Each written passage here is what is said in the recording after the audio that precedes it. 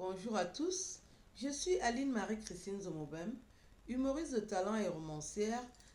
Aujourd'hui, je vais vous parler du docteur Mathieu Mbarga Abega, brillant journaliste politique et écrivain, qui est auteur de 3 essais politiques sur les réformes en France et sur la politique de la France-Afrique et la politique africaine. C'est un brillant intellectuel qui produit la réflexion et qui s'intéresse à ces sujets pour faire avancer l'Afrique et surtout pour que l'immigration en France soit respectée. Parce qu'il y a plein de sujets sur lesquels on n'a pas beaucoup de solutions, alors que il faut faire des réformes et ça ne vient pas, ça n'arrive pas. Et lui, il est cet intellectuel-là qui a pris le premier avant les autres, qui a eu l'idée d'écrire sur les minorités. Voilà, donc le premier essai est intitulé Minorité visible, intégration quasi impossible en France, qui est vendu dans toutes les FNAC. Je vais vous lire un extrait de ce qu'il a dit dans cette réflexion-là. Ce livre de réflexion démontre le mécanisme de cette politique de gribouillis dont le principe est de donner un coup de balai dans l'obscurité à travers le prisme français. Et il montre, outre les terribles contentieux qui divisent depuis plus de 3 générations la communauté nationale et la minorité visible, que cette minorité n'a jamais su mettre en pratique l'adage « Aide-toi, le ciel t'aidera ». Avec un ton volontairement provocateur et parfois humoristique, il va au-delà de certaines idées reçues et affirme que la communauté nationale et la minorité visible, si elles veulent une réconciliation et une cohabitation apaisée pour les 15 prochaines années en France, connaîtront de nouveaux jours. Voilà.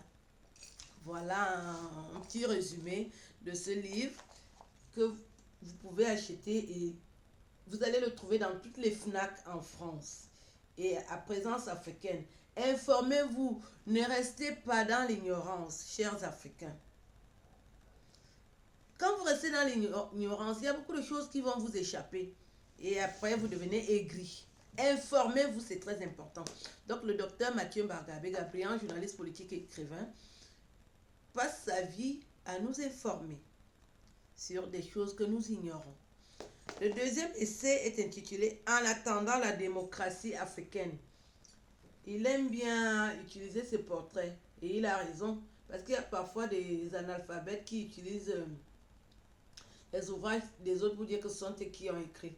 L'idéal serait de mettre vraiment sa photo sur ses livres. Ça coûte un peu cher mais il faut le faire. Donc lui il l'a fait, il le fait toujours. Donc en attendant la démocratie africaine du docteur Mathieu Mbarga Abega, qui est un universitaire dynamique, très dynamique je dirais.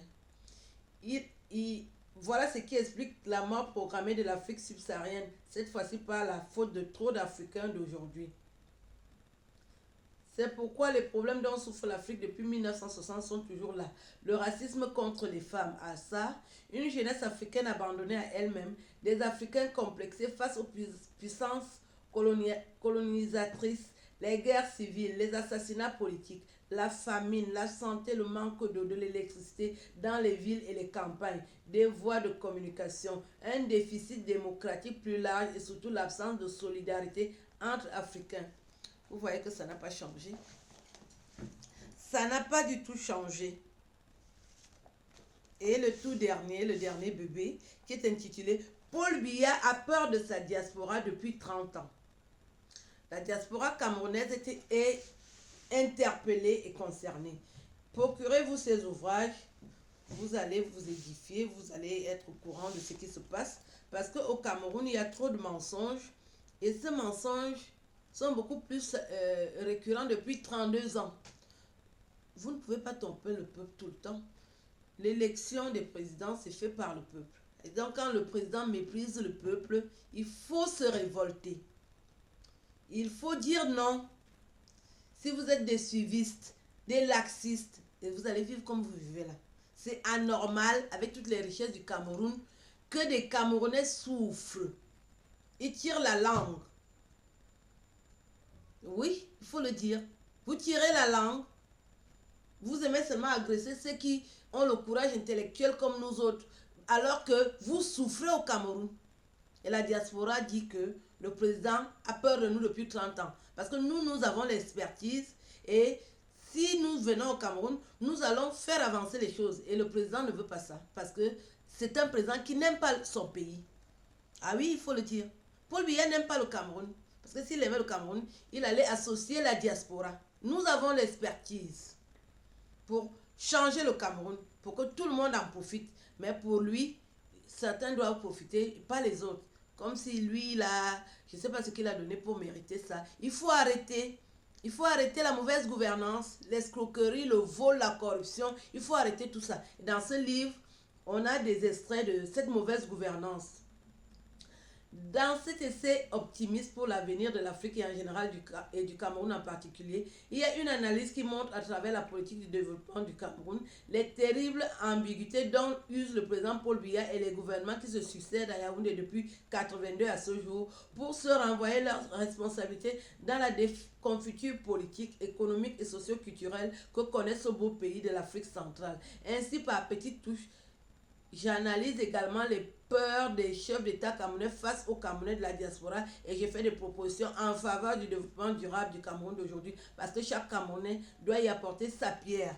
Lui au moins il propose, il ne fait pas que parler, il fait des propositions et quand il propose, ces propositions ne sont pas entendues. Ça veut dire que certains Camerounais ne sont pas écoutés. Vous ne pouvez pas dire qu'un monsieur qui a un doctorat, vous n'allez pas écouter ce qu'il dit. C'est un intellectuel. Quand je vois les analphabètes qui sont au Cameroun, qui nous pompent l'air, qui ne connaissent rien, vous avez vu l'état de la CRTV, les médias camerounais. Un brillant intellectuel comme celui-là devrait s'en occuper et on verra le changement. Ce n'est pas des paroles en l'air. Je le dis en connaissance de cause. Donc quand vous faites ça, nous on ne va pas vous excuser, vous dire que vous ne... Non, on n'est pas d'accord avec vous. Vous gérez mal le Cameroun, la mauvaise gouvernance, le laxisme. Voilà. Donc, je tenais à montrer tous ces ouvrages aux Camerounais pour leur dire que informez-vous. Ça fait longtemps que vous êtes dans l'ignorance. Le docteur Mathieu Mbaga fait des bonnes propositions dans ses ouvrages. C'est des essais politiques. Et vous allez vous informer. Et ça va vous apporter au moins l'ouverture d'esprit. Parce que rester dans l'ignorance, c'est pour ça que le Cameroun est comme vous le voyez aujourd'hui. Et moi, je suis Aline Marie-Christine Zomwem, humoriste de talent et romancière, auteur de 6 romans et 23 nouvelles. Donc, je fais partie de la classe de l'intelligence camerounaise.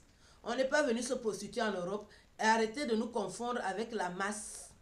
Nous sommes dans l'excellence et nous voulons l'excellence au Cameroun. Merci de m'avoir écouté. Je reste et de demeure la fille de fond de Zweigel. Au revoir. Achetez ces ouvrages, vous allez vous édifier. Les ouvrages du brillant docteur Mathieu Mbagabega, journaliste politique et écrivain à l'international. Ciao.